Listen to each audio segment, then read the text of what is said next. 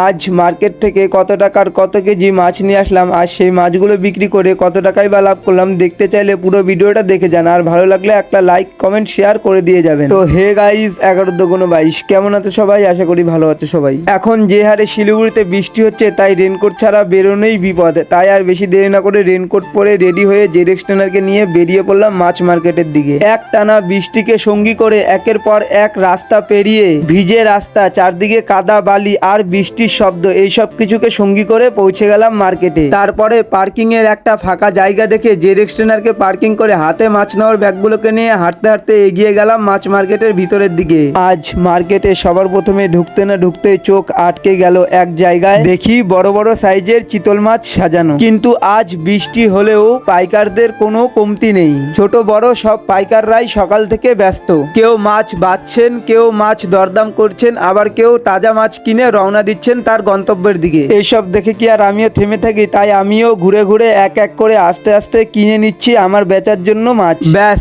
আজকের মার্কেটের কাজ শেষ। এইবার মাছগুলো নিয়ে নতুন গন্তব্যের দিকে রওনা। মার্কেটের ব্যস্ততা পিছনে ফেলে এইবার বেরিয়ে পড়লাম। সামনে অপেক্ষা করছে কাস্টমারের কাছে মাছ পৌঁছে দেওয়ার পথ। এরপর বাড়ির সামনে এসে জেরেক্স টেনারকে দাঁড় করালাম। তারপরে বাড়ির ভিতরে গিয়ে রেনকোটটাকে খুলে মাছের বালতি পাল্লা সবকিছু বাইরে বের করে নিয়ে আসলাম। এরপরে সব বালতিতে মাছগুলোকে আলাদা আলাদা করে রাখলাম। তারপরে দরদাম সবকিছু ঠিক করে সবকিছু গুছিয়ে 50 টাকার মাছ বৌনি করে রওনা দিয়ে দিলাম নিজের ব্যবসার দিকে। তারপর বেরোতে না বেরোতেই একের পর এক কাস্টমারের ডাক।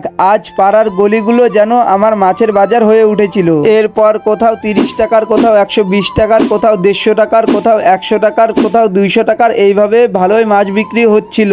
এরপর কাস্টমারের সাথে কথা বলতে বলতে মাছ বিক্রি করতে করতেই দেখতে দেখতেই আজকের সব মাছ শেষ হয়ে গেল। সকালের সেই হাড়ি আর বালতি ভর্তি মাছগুলো দেখতে দেখতে কখন যে শেষ হয়ে গেল টেরই পেলাম না। এইবার চলো তোমাদের বলি আজ আমি কত টাকার কত কেজি মাছ এনেছিলাম। আজ আমি টোটাল মাছ এনেছিলাম 18 কিলো, যার দাম পড়েছিল 2810 টাকা। সারাদিন পরিশ্রমের পর এইবার ফলাফলের পালা। টাকা পয়সা সবকিছু হিসাব করে দেখি আজ আমার পুঁজি বাদ দিয়ে ইনকাম ছিল 650 টাকা।